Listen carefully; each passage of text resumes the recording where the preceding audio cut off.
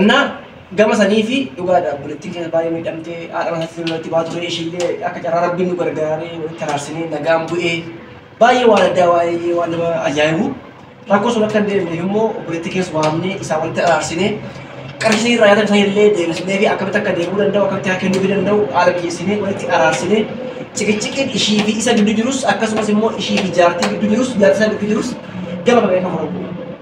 Ani obboleessa keenya amaanee wajjin baay'ee dhamaatii guddaa fi dadhabbii guddaa dhamaanii walitti fiduu yaadneerra ishiillee carraa arganne kophaatti haasofsiisuu yaadneerra akkuma obboleettii keenya haasofsiisnee gashine isa hojii kophaatti mari'annee guyyaan kan qaban kun walitti araarsuudhaaf dhiihoo argaamachiisuudhaaf dhimma biraa isaanis immoo furuudhaaf waan yaadedha. Obboleettii keenya akka carraa rabbiin gargaaree irratti beellamnee jirra.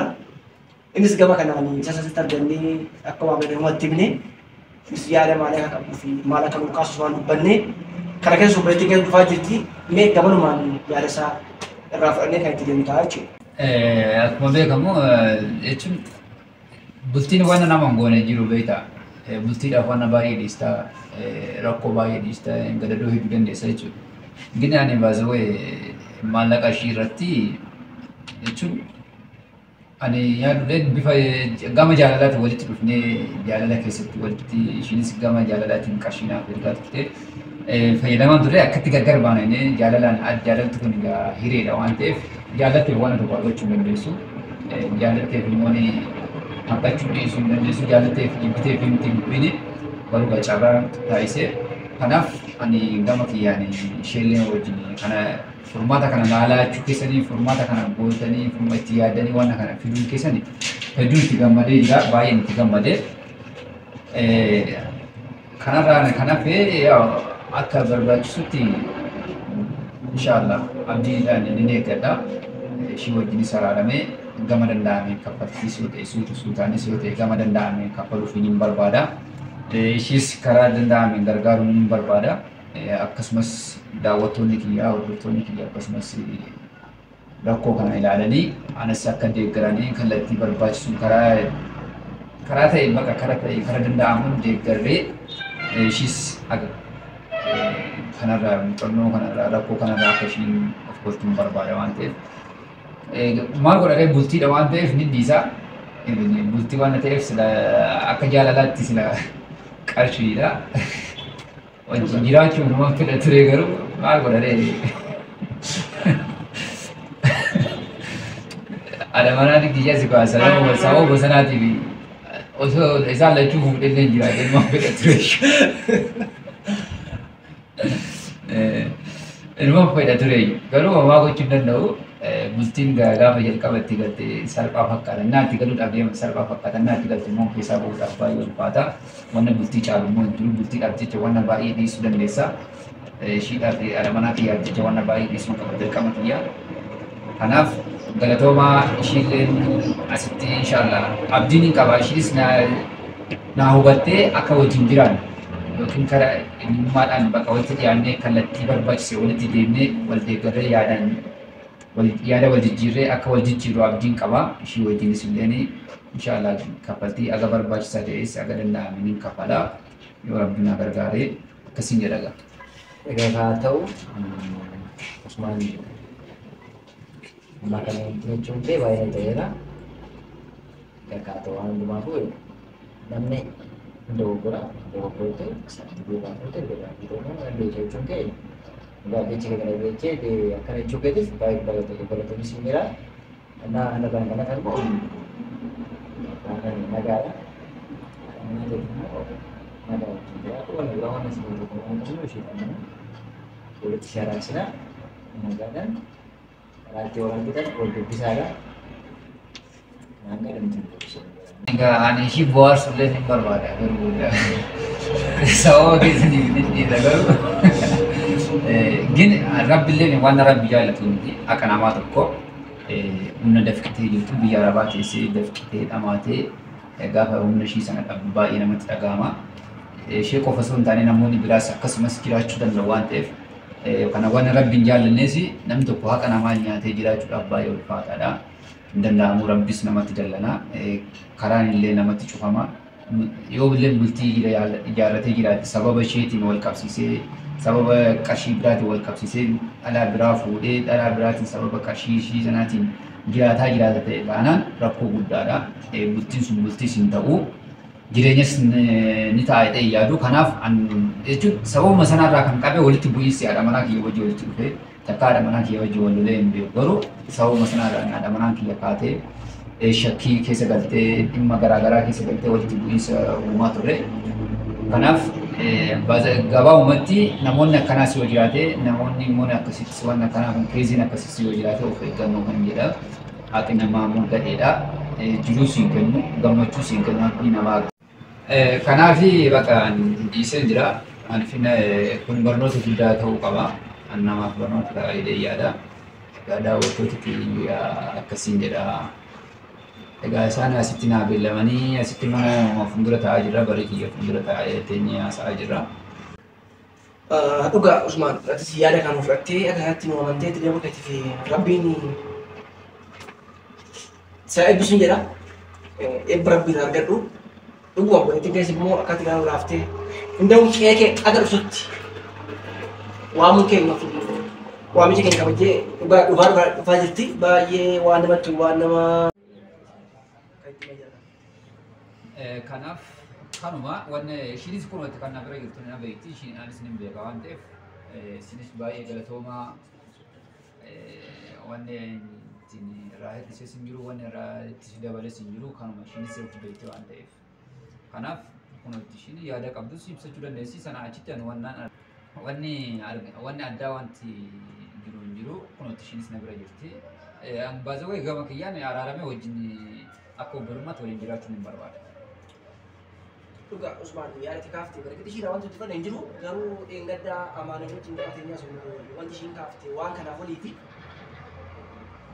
Tarii situ sobaa ishuu sobaa itti wanti beeku hin jiru garuu akka ishiin kaaftetti birrii guddaa turraa nyaatee itti manatti ijaarrannee bultii itti ijaarrannaa itti manatti ijaaraa gaafa dhufitti bashannantaa hojjechaa ture birrii guddaa irraa fuudhee jettee ishiis kaasirtee ani kana keessa fagaadhee dubbachuu irraa ishumti.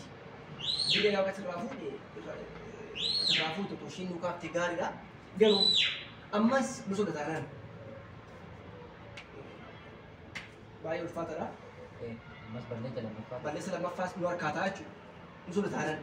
Tu gua beri satu kali kita rafu tu deh, berusaha pak, kau sada kita baca tu daerah ni, angkat tarif tu lagi. Garu saya ul fute aman musuh lorot bayu fatara beshi, malah kamu kaf tu beri agaknya ke rafu je. Kaste, iya ada juga yang wajib mesti ni. Osman, berarti kok di mana? Mungkin kan dia tumui gaya itu berarti mana tinggi dia berarti. Ini kes jiran dengan jadi tu jenis jari. Kasih di bagi tu nano beri mau ibadah diri, mau ibadah kali, mau tak minta. Mak baju dia, merah dah baru kian. Orang ini mau Osman baju kian, Osman itu. Meron dubate Usman mereka mukian. Garu namni kuni akka ishira yang kada ganya ti wana mangana tifakat. Wan break masa detu na tifakat. Kanafu Usmanis akka lamma tambal itu ngira. Wan ju wan berbacu su Usman lede garre. Akhirnya dia Usman sebasu mana.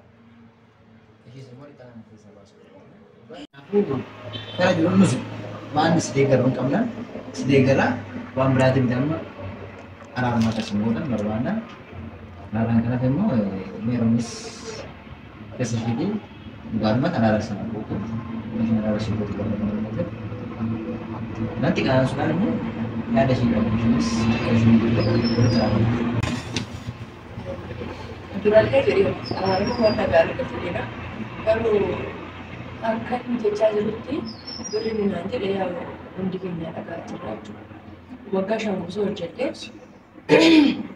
amma kanita wagga shanguzo hojjete wagga shanniti wagguma tokko namni hojjete kuma 80 bara darba nama jedha yaa amma kana nama tokkotti hin argine wagga shanguzo kana hojjete suma qofattee argaa ture maatii kiyyaalletti irra ergaan turre maatii kiyyaallee abayyoonaa kana jibbanii sababa kanaatiif jechuudha kanaaf waggaa shanguzo deebi'ee birrii kuma 80 yaa kuma 800 illee yoo ta'e inni iyyuu gadaanaadha.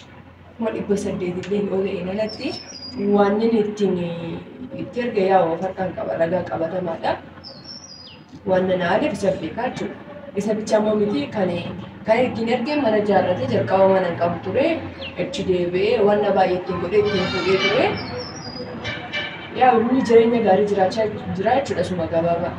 Kanaaf yaada inni amma jechaa jiru kanaan itti walii galaa jiru. Maaliif inni kuma 80 jechaa jira kuma 80 kan amma kan hundaan godhan ture. Birrii kiyya yoo si'an niin deebisaa fi birri agana na biraa qabdi jedhee ammas ni amana yoo ta'e alatti waan ani yaa lubbuu kiyya kennetan hojjechaa dhufe jechuudha. Akka qoosaatti miti. እና inni birri kee siifan kennaa ammas na aalaa jira isinillee dhagaa jirtu. Duras itti mee waggaa 5 guutuu itti kennee ammas kana mana ittiin ijaarrate waan baay'ee ittiin godhate ittiin fuudheera. Ani hamma kana yaa gaafan dhufu mana gaarii sabaa na bultii gaarii ijaarradhee deemte. Yeroo darbee waanuma bakka yeroo darbee ni beekna hundi keenyaa'ee. Kanaaf ammas isa na haalu kana isee birri kee siifan kennaa ishee keessan fuulduratti waan isin argitan. Siifan kennaa birri na biraa qabdu agana jedhee waan natti himuun alatti natti himuu qofa osoo hin taane waan na kaffalu alatti waan araara kanatti ittiin godhu. Ani yeroo darbee sitti himeera. Tolaanis haa ta'u humnaan harkaan fudhadhaa jedheera. Amma immoo isin immoo kabaja keessaniif haraara iddoo kana dhufne waan ta'eef haamanii garuu birri 80 jechuun amma sa'aatii kana yaa'u baasii ji'a tokkollee hin ta'u jechuudha. Kanaaf birri narraa fuudhee kana na haamanu qofa osoo hin taane naafaa kennu waadaa ija keessa fuulduratti waadaa naafaa seenu isinis immoo harkaa funa jedhaatiin natti hima. Kanaan alatti wanta tokkotti akka hin galle asumaan isinitti hima. Usmaan tokko ammas dura osoo bee jirta. Saayiniti hiriyaa kan waan taaneef siif dhimma. Birrii 80 jirti. Ishiin garuu lakkii birrii mana achitti jiraatu hunda itti argaan ture. Mana nu ijaaraa gaafa dhufe jireenya gaarii jiraataa mana sii qopheessii eegaa mana sii ijaaraa jedhee suura mana ijaaraa jirullee kaasee itti ergaa ture. Dhiimoodhaa waasaappiidhaan naa ergaa ture. Garuu gaafa dhufu manichi isuma bootichi isuma itti fuudhee na eegee dafqa kootiin fuudhee jirti. Birrii 80 mana ijaaramu jiru. As dhugaa kan waamani dhugaa nama gargaaran birrii nama gargaaru malee isuma. Kanaaf birrii kana hin kaffallaa fi ishee dhiifamu waan gootu birrii kana irraa fuudhee kana guutummaa amani birrii kana ni kaffatamu kaffattuuf. Ani akan abdan ane kapal ni yala, agama berbasis dari ini kapala, asinis kena berada di tuan di kerung kami di kereta ni nak kapal. Cuma ni gaya ya cun, ni kapal ada yala. Kenapa beri? Akasinya cuma berbagai. Kenapa beri kau tadi kami? Surat. Itu nak berisi ni kapala agama berbasis dari ini. Beri cak surat di mana surat? Beri kau tadi kami sani kolam kemana? Beri. Sini dia tulen desi, bahasa gue sini. Amma sini yang nak Sana dia tulen desi. Wante, ambil sih amas kuting. Kenapa beri kan? Kau kerja kesini untuk kereta aja. Beri kan surat. Beri kau tadi surat di mana? Aku jadi beri kau tadi surat di mana? Sini kumari bahasa dia, kumari bahasa dia tu ane pakai ni, kumari bahasa dia mana terkini. Yo sini kumari bahasa dia terkini tu bahasa gue. Oh mana bukan gurguritin akhirnya yo itu ya pakai. Yo yara kasih. Oh ya udah cakap duluan. Beri hasil kerja mana? Sampai mana kerja berarti? Karena Wagah syabutu sitar kerja. Utopia kerja berarti wagah syabutu jenah ni kapan anda interaksi dengan anda mana kerja dengan anda. Usman. Asal mau bersih dapat. Bising kau bahasa dia bahasa ramu. Dulu sudah des. Terima mana? Baka. Karena begini. Lalu kita mana karena dia otonom kali tu subit. Kalau subit itu masih kuat. Beri agak lebih. Terima. Beri macam mana? Terima beri. ada dia warna biru ni. Agam dia khusus timnya dia wanti. Kalau aku masa datang sudah kapan? Utopia kerja tayo jadi aku masa datang mahal kerja dengan mana kali kerja dengan anda. Utopia kerja tayo jadi.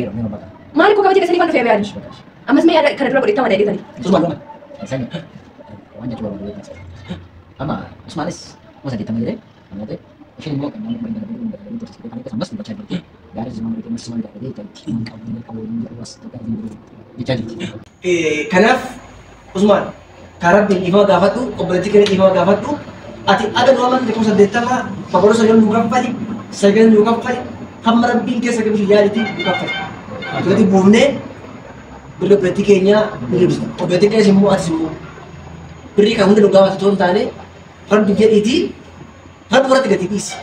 Amma ni usii kaffallaa koo 200 haa ta'u koo 300 koo 400 haa ta'u amma meeqa jedhan iddoo isaa irratti qabnee innis bakka filee mana kana gurguriitii bultii kee diigitii idaa kasii kaffachuun inni warra hin beektaa maal akka hin qabne moota kittii kana qaba bakka jiraate dogoggoree waan ta'e godhee birrii buufnee kaffaluu dandeenya.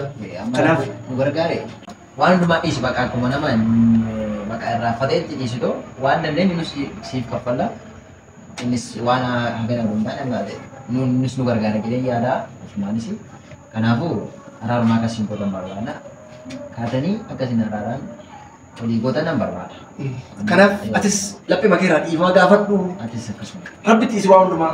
Atis immoo dogoggora kanaa keessaa rabbi dhiifama gaafadhu dogoggora kana keessa lammaffaa ba'i. Kanaaf kaatii dhiifama olii godhan. Kaa olii faana rabbi atis bakka keessaa ba'i. Jireenya keessa baasi. Garaa keessa gadaamini rabbiif jedheetii garaa kee qulqulluu dhiifama gaafadhu. Bakka fataadha. Bakka sirriitti.